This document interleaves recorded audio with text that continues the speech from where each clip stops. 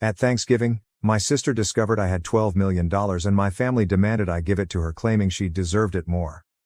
Hello everyone, before we begin today's video, I need your help. We've noticed that the channel is losing traction, and subscribing is one of the best ways you can help us. It's quick, free, and allows us to continue bringing you great content. Your support means everything. Let us keep this channel growing collectively. Thank you very much. Now, let's begin the video. Using a throwaway for obvious reasons, with certain specifics modified to preserve anonymity. So I'm Sarah, 38, female, and I need to get this off my chest. Do you know those family dynamics in which one child can do no wrong while the other appears to be invisible? Yes, welcome to my life. Everything was very typical until I was 8. I was an only kid, and while my parents were not particularly warm and fuzzy, they were present, I suppose. Mom would help me with my homework, and Dad would occasionally take me fishing on Lake St. Clair. We weren't the Brady Bunch, but we were fine. Then came the night that would change everything. I recall my Aunt Kelly showing up at 2 a.m. and telling me to pack a suitcase because Mom was in the hospital. My sister, Rachel, was on her way, but something was wrong. She wasn't meant to arrive for another 2 months. The following few weeks were a flurry of hospital visits and hush chats. Rachel was really little. She looked like one of my baby dolls, but with all these tubes and cables, I wasn't allowed to touch her or get too close. That was the first time I felt it, an invisible wall forming between me and the rest of my family. When they eventually brought Rachel home, our house turned into a sterilized bubble. Mom had an obsession with germs. I'm talking industrial strength disinfection throughout, hand sanitizer stations in each room, and constant cleaning. The harsh odor of bleach still causes me distress to this day. But here's the bit that really messed me up. Whenever I showed the slightest symptom of illness, I was whisked off to either Grandma Marie's or Aunt Kelly's house. I mean every time. Sneeze once, pack your bags. A mild cough, you're off to see Grandma.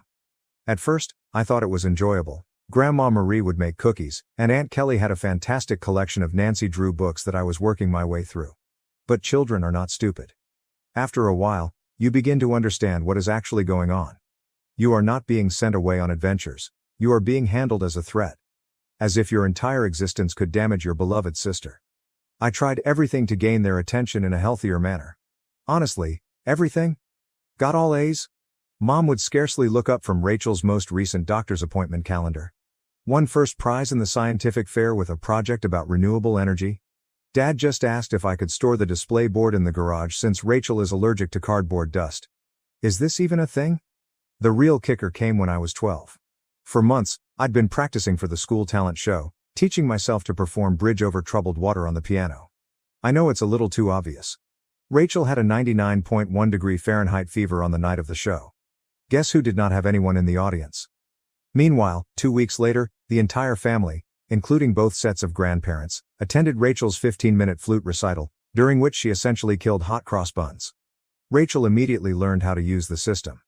By the age of 7, she had outgrown any real health difficulties, but that didn't stop her from performing. Headache? Must remain home from school. Feeling tired? Someone else, guess who, should perform her tasks. Worried about a test? Mom would literally call the school to have the deadline extended. I began spending more and more time in my room, immersed in books about art history and antiques. It's funny how life works out sometimes.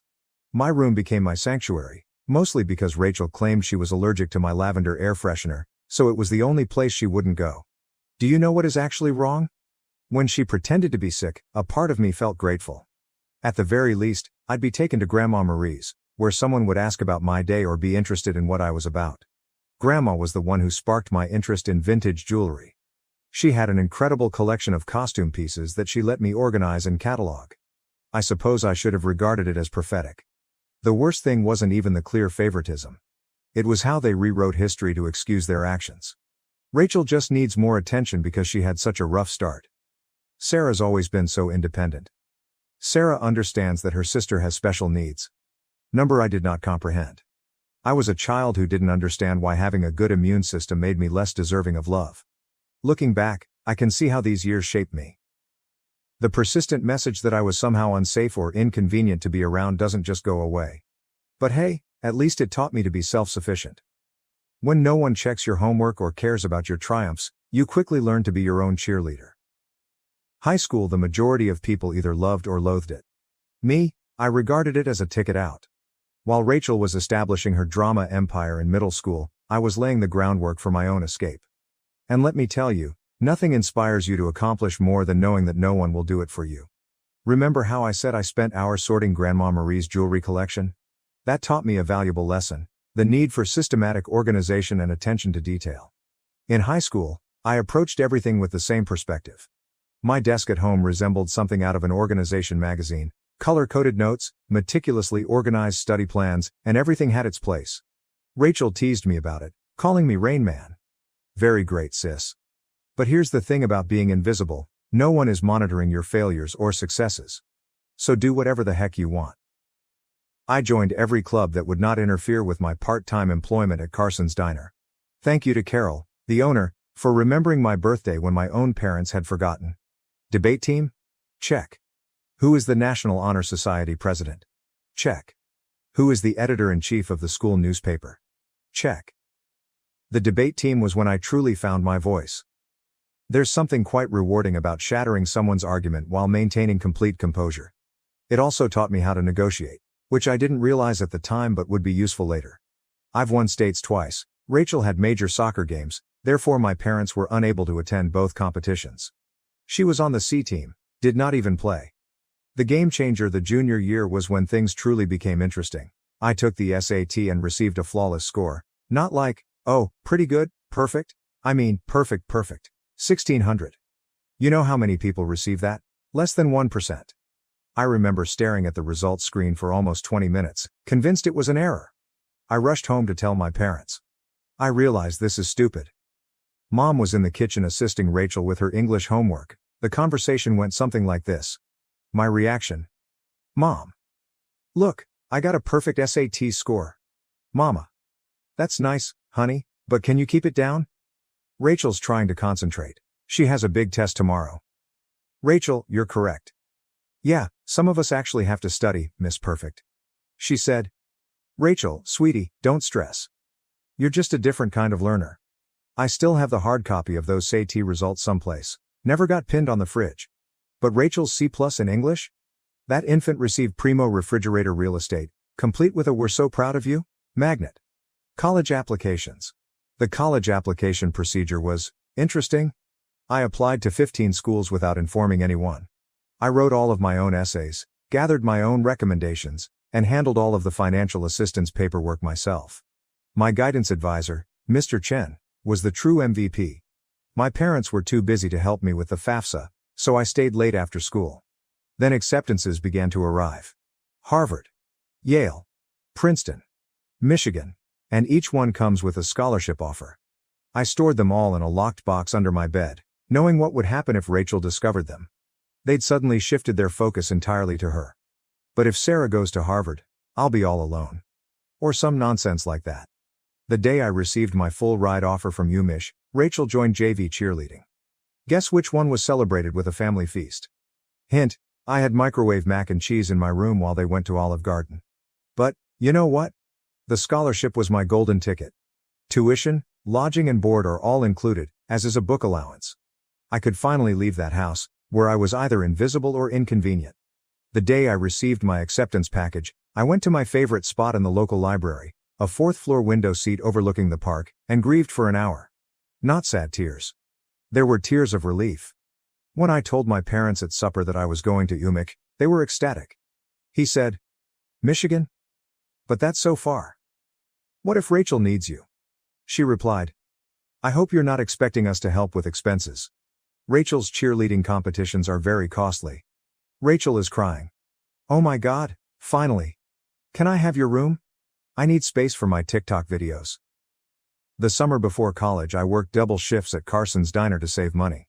Carol, bless her heart, always gave me additional tips and made sure I got to take home leftover pie at the conclusion of my shifts.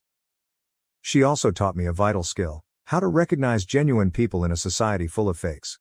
Baby, she'd tell me, in diners and in life, the ones making the most noise usually have the least to say. Move-in day at UMich? My folks couldn't attend because, surprise, Rachel had a cheerleading competition. Aunt Kelly drove me instead, helped me set up my dorm room, and gave me a $500 envelope. Your Grandma Marie wanted you to have this, she told me. She's so proud of you. Later, I learned that Grandma had been saving that money from her Social Security checks for months. That first night in my dorm room, I promised myself, I was going to create such a wonderful life that being overlooked would be inconceivable. Not for vengeance. Nothing to prove to my family.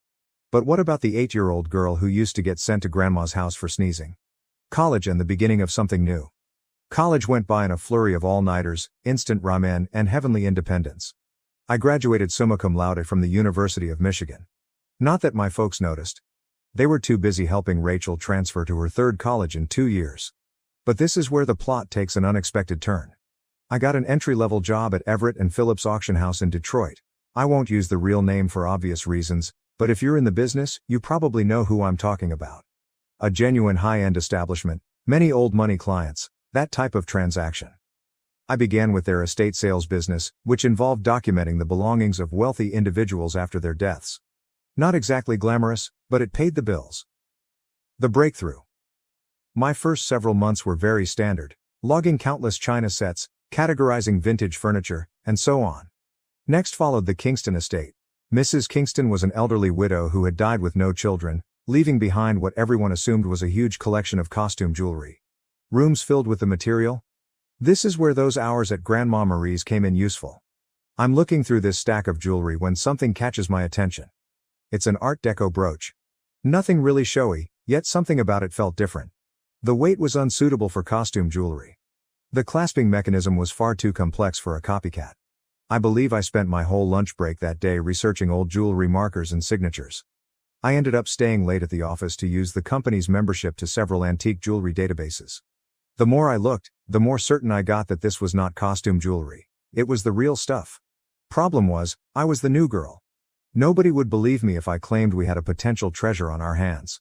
So I did what the debate team taught me. I meticulously prepared my argument. I spent 2 weeks during lunch breaks and evenings learning everything I could about Art Deco jewelry authentication. I even used some of my pitiful excuse for savings to pay for an online gemology course. Finally mustered the guts to approach my boss, Mr. Harrison. I brought the entire presentation, which included comparative images, historical documentation, and the works. The conversation went something like this. My response: "Sir, I think we might have something significant in the Kingston collection."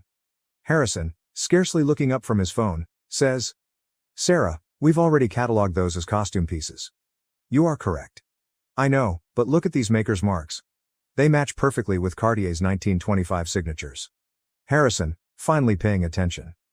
Where did you learn all of this? My reply was, I did some research. Long story short, the costume brooch sold for $47,000 at auction. It turns out that it was part of a limited collection created for some European set in the 1920s. But here's the real kicker. Harrison started to trust me after that. He began giving me other artifacts to authenticate. Suddenly, my pointless pastime of sorting antique jewels acquired real significance. I devoted myself to learning everything I could about vintage jewelry. I took every online course I could afford. I spent weekends at estate sales, researching items. Even began a small notepad to document various authentication procedures.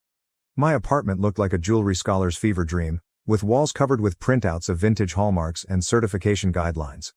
The auction house started getting results. I was discovering important items that others had overlooked, developing contacts with collectors, and knowing the market. My commission checks became larger. For the first time in my life, I was not simply surviving, I was also saving money. Family? Still remarkably uninterested. At Sunday dinners, which I still went to like a fool, the discourse went like this. Mom. Sarah's still at that antique shop, right? This is me. Auction house, and yes. Actually, I just authenticated a rare Tiffany piece. Rachel interrupts. Oh my God, speaking of jewelry. You guys have to see this charm bracelet I bought at the mall. But I didn't care anymore. For once in my life, I had discovered something wholly mine. Something I was actually excellent at. Something unrelated to being Rachel's sister or family disappointment. The Rothschild collection. Then came the Rothschild collection. This was about 2 years into my employment at the auction business. A massive estate. Old money family. There's a lot of buzz in the industry. I was part of the team that cataloged their jewelry collection. And that's when I noticed it. A fairly commonplace Art Nouveau piece that everyone else had missed. I spent 3 days investigating it. I barely slept. It turned out to be a piece from a famous French jeweler's private collection, which was supposed to have been lost during World War II. When it sold at auction for $238,000, Harrison summoned me to his office. I believed I was being promoted. Instead, he said something that completely changed the situation. "Sarah, you're wasting your talent here. You should be running your own authentication business." Initially, I shrugged it off. Me? Start a business? With what money? However, the notion took root. I began doing modest freelance authentication projects on the side. Word spread that I had a terrific site. Private collectors began contacting us directly. One night, I was sitting in my modest apartment, surrounded by jewelry manuals and authentication tools that I had gradually accumulated, when I had an epiphany. This is something I could actually do. I could create anything on my own. So I did what any reasonable person would do. I took out a large debt against my car. I emptied my savings account. I rented a small office space in a less desirable area of town. People believed I was insane. Perhaps I was. I transformed a storage room above a Chinese restaurant that was about the size of a college dorm room. The rent was low because it always smelled like Kung Pao chicken, and the Wi-Fi only functioned if you sat in the corner by the window. But it was mine. The struggle. The first few months were interesting, and by interesting, I mean scary. I'd awaken at 4 a.m. with cold sweats, calculating how many months till my savings ran out. Loan payments felt like a rope around my neck. My office furnishings comprised of, I purchased a card table from Goodwill. A chair I literally found on the curb. Don't worry, it was thoroughly cleaned. However, in the world of high-end jewelry, reputation and contacts are everything. And my experience at the auction house provided me with both. I started small by doing authentication work for local antique dealers. My fees were lower than the larger organizations, but my attention to detail was becoming known. Word spread. 6 months later, a watershed moment occurred. A dealer I had dealt with at the auction house inquired about a collection of Victorian-era brooches. The owner requested confirmation before selling. It turned out to be a massive collection, with pieces from 3 generations of families. I worked on it for 2 weeks straight, rarely sleeping and documenting everything. I discovered 2 extremely rare pieces that had been misinterpreted as later replicas. The owner was so delighted with my detailed analysis that she not only paid my fee, but also offered me a 10% commission when the piece sold. Was that a commission? $86,000. More money than I had earned in the preceding 2 years combined. Suddenly, my phone rang. A lot. Private collectors have heard about my knack for finding missed pieces. Estate lawyers seeking advice on inherited jewelry. Even my previous auction house began sending me authentication work. I'm quite sure Harrison was secretly helping spread the news. Thanks, boss. Scaling up. By year 2, I'd hired my first employee, Jenny, a fresh gemology graduate who reminded me much too much of myself at that age. She was extremely intelligent, yet she was neglected since she was quiet. She is now my head of authentication and is well worth her weight in gold. The firm expanded quicker than I could have predicted. Moved to a proper office downtown. Goodbye, Kung Pao chicken odor. Created a team of specialists. I've earned a reputation for finding misplaced items. You wouldn't believe how many important historical jewelry items get misinterpreted as costume jewelry in people's attics. Keeping it secret from my family. However, success came with its own set of obstacles. The bigger we became, the harder it became to keep it a secret from my family. They still thought I worked in an antique shop. Rachel would make these sarcastic remarks during family dinners. Rachel asks, "Sarah, I have some old jewelry I was going to donate to Goodwill. Maybe your little shop would want it?" Me, having just authenticated a $1.2 million Fabergé item that morning. "Sure, I'll look into it." Mom continues to introduce me to everyone as my other daughter. She works with old jewelry or something.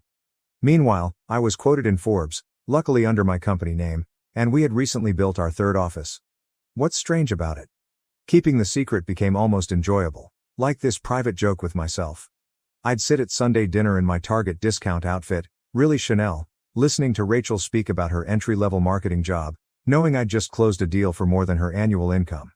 I even started playing tiny games with myself, such as wearing authentic Harry Winston pieces to family gatherings and seeing whether anyone noticed. They never did. Rachel once spent 20 minutes showing off her expensive $200 Michael Kors watch. I was wearing a vintage Patek Philippe that cost more than her automobile. Managing growth. However, the real challenge was managing growth. By year 5, we'd established offices in Detroit, Chicago, and New York. I spent more time on airplanes than in my own bed. We built a reputation for discretion. It turns out that many wealthy people want their jewels verified without the rest of the world knowing. The money was enormous. For example, we needed to hire a large team of financial advisors. Nonetheless, I maintained a relatively modest lifestyle. I purchased a nice, but not flashy house in a desirable neighborhood. I drove a high-end, but not obvious car. The only place I truly splurged? My home office. Advanced authentication equipment. The most effective security system money can buy. A custom-built vault to make Fort Knox envy. What's with the irony? They believed I was being frugal by aiding them. Mom would remark things like, "It's so sweet of Sarah to help out, she must be eating nothing but ramen to manage it." Meanwhile, I had just validated a collection, which earned me a commission greater than their mortgage. You know what's strange about success? The more you have, the more difficult it is to explain to others who have always perceived you as inferior. It's like explaining color to someone who has only seen black and white. They lack the necessary context. By this stage, my company was doing really well. We had the Midwest's high-end jewelry authentication industry cornered, and our reputation was solid gold, pun intended. But every Sunday, I'd travel to my parents' house for dinner, playing Sarah, the modest antique shop worker. The cognitive dissonance was becoming ludicrous. I'd spend my mornings on conference calls with Dubai collectors, my afternoons authenticating million-dollar pieces, and my evenings at my parents' house in carefully chosen normal clothes, eating Mom's overcooked pot roast while Rachel dominated the conversation with stories about her latest marketing triumph. Usually something like bringing her boss's coffee without spilling it. A defining moment.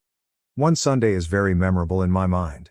I had just completed a huge transaction, authenticating a missing Cartier piece that had been resting in someone's safe deposit box for 40 years. Was it just the commission? 7 figures. I drove directly from the meeting to my parents' place, still euphoric from the successful authentication.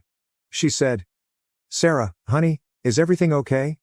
Your clothes are looking a bit worn." "Oh, trying to save money," I said, wearing a $3,000 cashmere sweater that I had purposefully chosen for its subtle appearance. Rachel responded, "Well, if you'd gotten a real job instead of playing with old jewelry." Your dad. Rachel, be nice, not everyone can be as successful as you. I almost choked on my pot roast, trying not to laugh. The anonymous transfers monthly payments to my parents began about this time. Aunt Kelly informed me that they were struggling to pay Rachel's educational loans and medical bills. Mom casually stated that they might have to sell the house. I couldn't let that happen. Despite everything, it was still the home I grew up in. So I initiated an anonymous monthly transfer of $5,000 to their account. When asked, I said I was giving $1,000 by living on rice and beans. They imagined the rest came from Aunt Kelly or another family. Rachel, of course, claimed responsibility for inspiring family members to help. Watching Rachel spend my money. The money was helpful, but it also had unexpected consequences. My parents began treating me with a strange combination of sorrow and patronizing pride. As if I were some kind of noble poverty case, sacrificing everything to support the family. Meanwhile, Rachel's spending became more extravagant. She'd arrive for dinner with new expensive bags, claiming they were outlet finds. They weren't. I can recognize a genuine Gucci at 20 paces. She began taking extravagant vacations and bragging on Instagram about her fortunate life. I'm very convinced she used my support money for shopping sprees. However, I remained silent. The irony was simply wonderful. The MBA drama. Then came the college fund drama. Rachel revealed that she wants to return to school for her MBA. Another private university, of course. Only the best for the golden child. Mom contacted me in tears, explaining how they couldn't afford it. I say, maybe Rachel could look at state schools? They have good programs too. My mother. Oh honey, you don't understand? Your sister needs to maintain certain standards. But, speaking of assisting, may I increase my monthly contribution for a few years? I increased it to $7,000 per month. My accounts were unaffected. But witnessing them compliment Rachel for taking initiative with her education, while presuming I was living on ramen to help out, that stung a little. The actual kicker? I was giving a guest seminar at the same business school Rachel wanted to attend. My family didn't know that.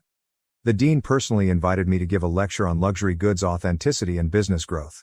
I had to come up with an excuse as to why I couldn't attend Sunday dinner that week. My own achievement started to feel like a distinct life. As if I were some kind of corporate superhero with a hidden identity. By day, I was running a multi-million-dollar authentication business.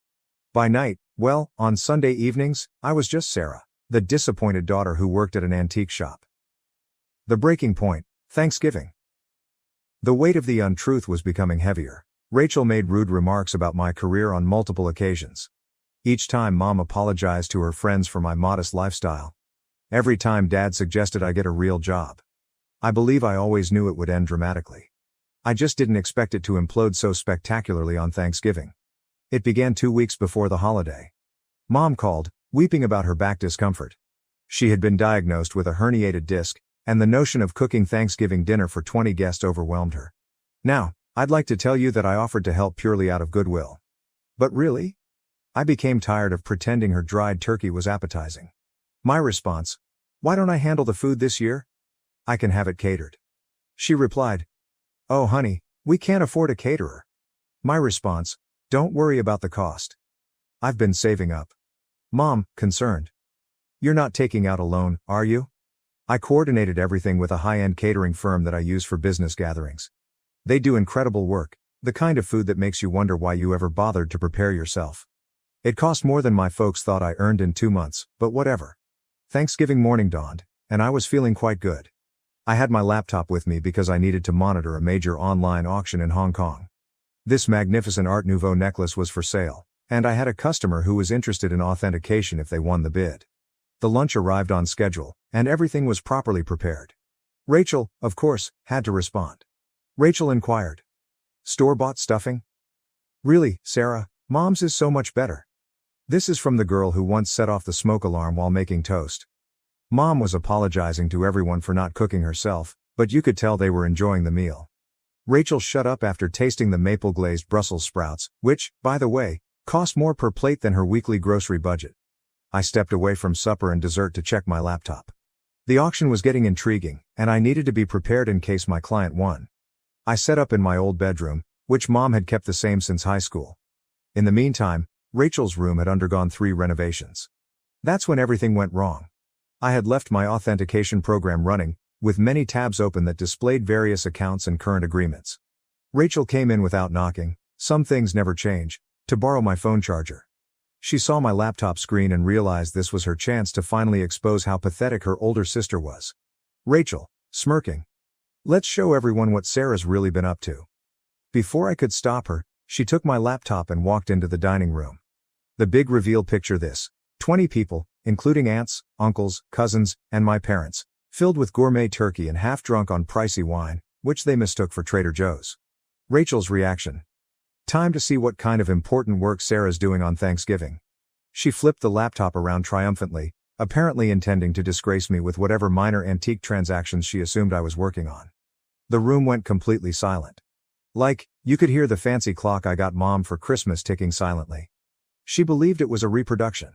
My screen displayed, current account balance, $12.4 million, pending authentication contract, $485,000.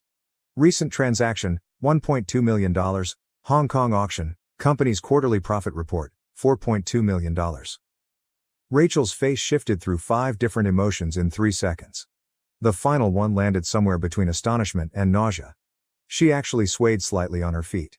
Rachel whispers, "This cannot be right," she said. Rachel, honey, what is it? Rachel, voice cracking. She's rich. Sarah's rich. Chaos ensues. If it was possible, the hush deepened even farther. Then Mom began giggling, like, really laughing. She said, "Don't be silly. Sarah works at that little antique shop." I rose up carefully, straightening out my basic cashmere sweater, which cost more than their monthly mortgage. Me? Yes. Actually, Mom, I own one of the largest jewelry authentication companies in the country. For years. Those antique shop comments? I authenticate pieces worth millions. That little business you never asked about? It has offices in 3 cities. Dad choked on the liquor. Aunt Kelly dropped her fork. Uncle Mike began coughing terribly. Then Mom's laughing transformed into something else. Her face turned red, then purple. She stood up so quickly that her chair tumbled over. Mom screams, "You have millions, and you let us struggle?" My response. "Struggle? I send you $7,000 every month." She replied. "While sitting on millions? Your sister has student loans." So there it was. Instead, Congratulations. Not. Wow, we're so proud. Just outraged that I hadn't given them more money. Rachel began to cry. Surprising, I know. Sobbing about how she deserved to know, and how I had betrayed the family. Dad joined in. My dad. How could you be so selfish? We're your parents. We raised you. That was when I lost it. Years of being disregarded. Years of dismissal. Years of being considered as a family disappointment. Everything poured forth. My response. Raised me? You shipped me off to grandma's every time I sneezed. You missed every achievement, every award, every milestone, because Rachel might feel left out. You never saved a penny for my college but took out loans for her private school. And now, you're mad that I built something for myself. The following 5 minutes were chaotic. Mom screamed about family obligations. Dad is yelling about ungrateful children. Rachel alternated between sobbing and demanding to know just how much money I had. Meanwhile, the fancy catering team attempted to serve dessert while seeming exceedingly uncomfortable. I grabbed my laptop, took my Hermes bag, which Mom had previously commended as a nice replica, and walked out. Behind me, I could hear Mom discussing how to spend my money, something about Rachel's MBA and a new car. As I went home in my sensible automobile, a limited edition BMW, my phone started filling up with texts. The family group chat burst. Rachel began posting on Facebook about hidden family wealth and selfish siblings. The aftermath. The days after Thanksgiving were like watching a cyclone hit in slow motion. Except that the hurricane represented my family and the debris symbolized my sanity. Let's start with SMS messaging. Within 1 hour of leaving supper, my phone had 47 missed calls. More than 200 messages. Mom followed this intriguing progression. 7:42 p.m. How dare you walk out on family? 8:15 p.m. We need to talk about this like adults. 9:03 p.m. Your sister deserves a share of your success. 10:30 p.m.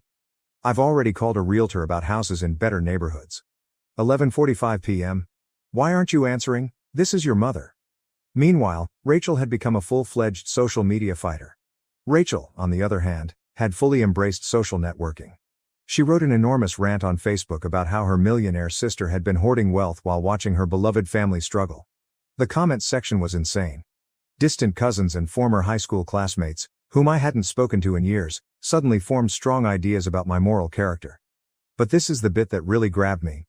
Rachel actually posted, all those years of me trying to help Sarah's career, giving her advice about moving up from that little antique shop, and she was secretly wealthy. The betrayal hurt so much I nearly threw my phone across the room. What was the only career advice she ever gave me? I suggest I try selling jewelry on Etsy. If you're unfamiliar with the term, flying monkeys occur when toxic family members send others to guilt trip you. Aunt Susan, whom I saw maybe once every 3 years, called to inform me that family is everything. Uncle Bob, who I'm pretty sure still believes I'm 12, emailed me a lengthy lecture on the importance of sharing wealth. Even my third cousin's wife's sister, how did she acquire my number, felt compelled to express her thoughts on family obligation. But the real fun began when they arrived at my workplace. I arrived in on Monday morning to find Mom, Dad, and Rachel sitting in our reception area. They informed Jenny, my receptionist, that they had an appointment for authenticating services. Rachel clutched her Michael Kors bag as if it was genuinely worth something. The conversation went about as well as one would expect. Your mother. We've discussed it as a family. I said. A family discussion, without the family member you're discussing. Mom, ignoring me. And we think it's only fair that you set up trust funds for everyone. Rachel responds. I need at least $2 million to start my new life properly. Dad said. And your mother and I would like to retire. We're thinking a beach house in Florida. This is me. Did you miss the part where I've been sending you $7,000 monthly? Rachel responds. That's nothing compared to what you have. You owe us. You're thinking, I owe you? For what, exactly? The years of being ignored? The missed graduations? The constant comparisons? Mama. Don't be dramatic, Sarah. We gave you everything. My response. No. I gave myself everything, and you know what? I'm done. Right there in my own office lobby, I took out my phone and canceled the monthly transfers to their account. Mom gasped as if I'd slapped her. Rachel began her phony crying performance, but quickly stopped when she saw it wasn't working. Then things became ugly. They refused to leave. I had to contact security. Seeing my 60-year-old mother being dragged out while yelling about ungrateful children was bizarre. Jenny asked whether I wanted to press charges. I said no. However, I did have their names placed on the building's do not admit list. The harassment lasted for weeks. New telephone numbers. Fake email addresses. Even tried to contact me through my company's customer service. I finally had to issue a formal legal notice, threatening harassment charges. Mom then played her final card. She called Grandma Marie, but here's the thing about Grandma Marie, she is wiser than all of them together. How did she respond? Good for Sarah. About time someone in this family succeeded on their own terms. Mom did not speak with her for 2 months after that. It has been 6 months since Thanksgiving. I relocated to a new home, with better security. I changed all of my numbers. What about the company? We are doing better than ever. It turns out that my family problems attracted several high-profile clients who respected my caution in the circumstance. Rachel continues to write passive-aggressive updates about toxic wealth and family betrayal. According to what I've heard, she is beginning her own jewelry authentication firm. Good luck on that. Mom and Dad finally stopped trying to contact me when my lawyer wrote them an official letter outlining how the harassment charges would affect their lives. They're now informing everyone that they never wanted my money anyway, and that they're praying for my salvation. What's the best part? For the first time in my life, I feel liberated. No more Sunday dinners full of sly insults. No more downplaying my accomplishments to spare their feelings. No longer financing for the Rachel show. My therapist believes I am finally establishing healthy limits. I say, I am finally living authentically. So, that is my story. Reddit? Thanks for allowing me to share it. Special thanks to the catering firm, who sent me a Christmas letter stating that the Thanksgiving meal was the highlight of their year. Edit, responses to common questions. Yes, I am still in treatment. No, I do not regret cutting them off. Yes, Grandma Marie is doing well. She's coming to visit next month to help me catalog a new collection. One last thing. To Rachel. I know you're probably reading this. What about the Cartier bracelet you're wearing in your most recent Instagram post? Definitely a fake. Just saying.